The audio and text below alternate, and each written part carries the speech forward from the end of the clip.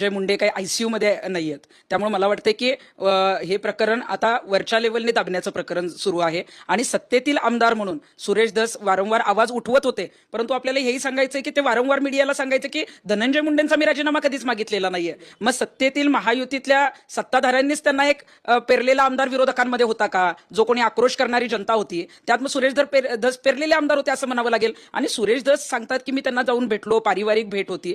पारिवारिक भेट कसली? जिथं क्रूरपणे हत्या केली गेली आहे, ज्याच्या विरोधात आपण लढतोय, ज्याच्या विरोधात लढण्यासाठी जे कोणी जेलमध्ये आहेत त्यांचं जे कोणी मेन नेता आहे ते जे आहेत ते धनंजय मुंडे आहेत. आणि त्या धनंजय मुंडेंची विचारपूस करायला तुम्ही जातात, ही योग्य वेळ अजिबातच नव्हती. कारण बीड जिल्ह्यातले एक आमदार म्हणून तुम्ही रान पेटवलेलं होतं आणि आता मात्र तुम्ही जनतेचा जो आहे तो पूर्णपणे विश्वासाला तडा घालवलेला आहे. मला वाटतं की आम्ही सुद्धा जेव्हा 26 पोलिसांची यादी जाहीर केली तेव्हा ते म्हणले 26 नाही 200 पोलीस आहेत. म्हणजे दरवेळी काहीतरी बाता मारायच्या. मग 200 पोलीस अजूनही आहेत ना, मग त्यातले 50 पोलीस तरी तुम्ही जाहीर केले का?